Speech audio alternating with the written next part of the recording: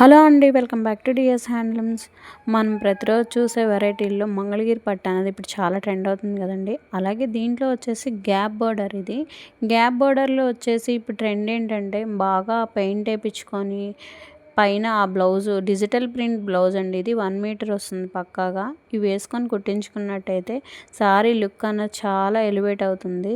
So మీకు ఎవరికన్నా కావాలనుకుంటే వెంటనే బుక్ చేసుకోండి. ప్రైస్ కూడా చాలా లో అండి, 2500 ప్లస్ షిప్పింగ్ ఓన్లీ.